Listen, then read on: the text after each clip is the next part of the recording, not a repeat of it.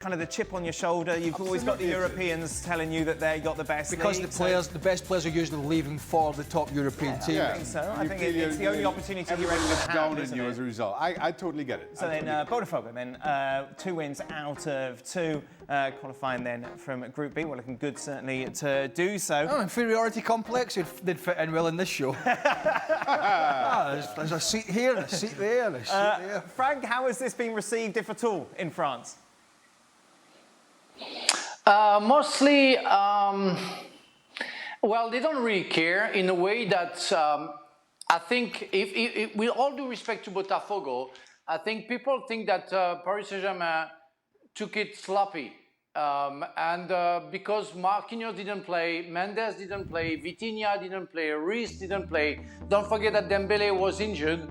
So it's like, as you say, a B team which play against Botafogo. So they didn't respect Botafogo for me.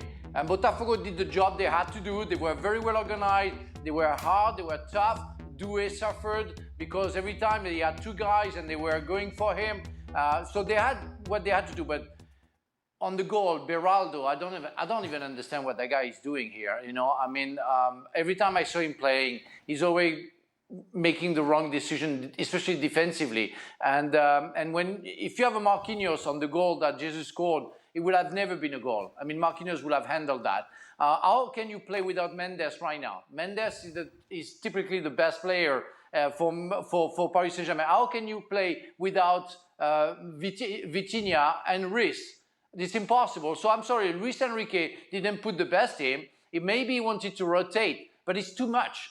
And therefore, he didn't respect Botafogo for me. So now, yeah, Botafogo did what they had to do. But had they played against the best team of Paris Saint-Germain, I'm pretty sure Paris Saint-Germain would have won. Well, he didn't respect the competition, and that's, without getting into the nitty-gritty of that, that's understandable. You have to understand the mindset here. This is a club who, through the kitchen sink to try and win the Champions League, with all the biggest superstars, Neymar, Messi, Mbappe, and others, and it failed miserably. They bring in Luis Enrique after personal family tragedy that he went through. He wanted to get back in the game. He completely changed the mindset. He changed the way that they thought about it. They had a pretty average first half of the season, and there was not a better team in Europe or the world club team from January till the end of May. And to take that high of how they played, how they performed in a 5 or 6 month period, culminating in the greatest moment of the club's history and on the biggest stage you can get in European club football, and the manner in which they did it, can you imagine doing that? And then, with all respect, having to jump on a flight whenever it is, come to the States, it's boiling hot, you've had an arduous season, you've won the lot. It doesn't get any better at club football. And they come to this competition. It's understandable, but A, they're not anywhere near their A game, because they're just not, they're probably not even in the C.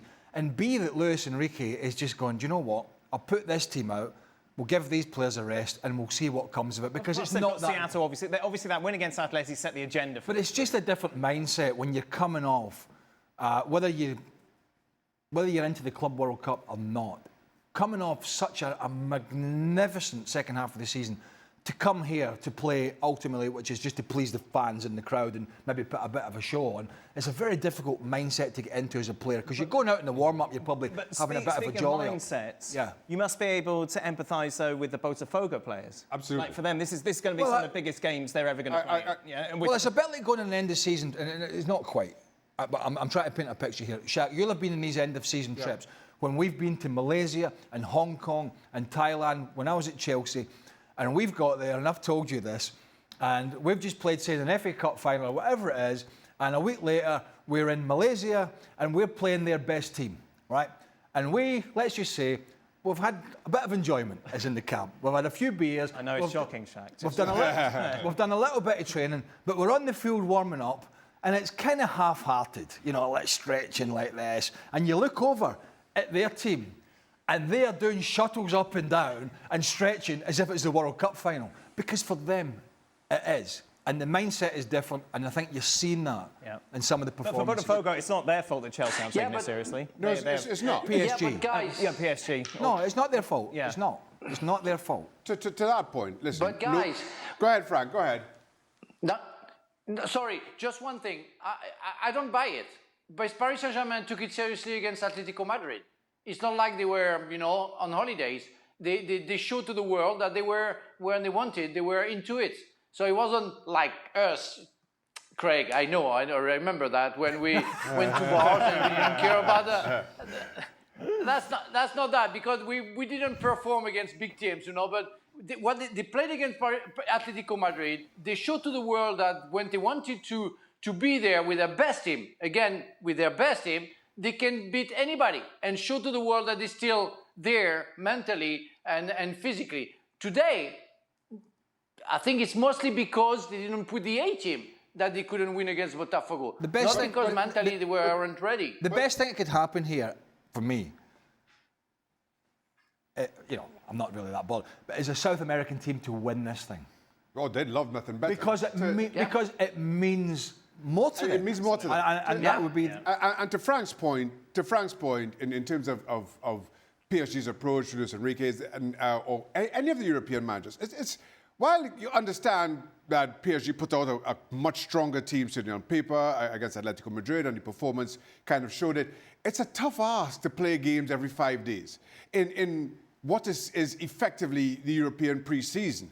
And if it were just a pre-season tour, you'd see these kinds of wholesale changes. So I think a lot of the managers are seeing this as an opportunity for pre-season with a big paycheck, possibility of a paycheck at the end of it. No European manager is going to lose their job regardless of what happens here.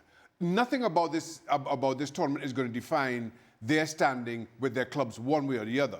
But then to your point, for the South American clubs, or Felipe Luis, who manages Flamengo, and kind of given their successes in Brazil, and now all of a sudden they play the kind of football that they did against Chelsea, it makes some of the European clubs who might be on the lookout for another manager or centre forward or midfielder, and remember some of these performances. So it's a platform for the South Americans, both players and managers alike, in a way that it is not for the Europeans. And that's why you see, I think, the difference in approach and reaction of their fans. I have to take you up on that pre-season. It's not pre-season, is it?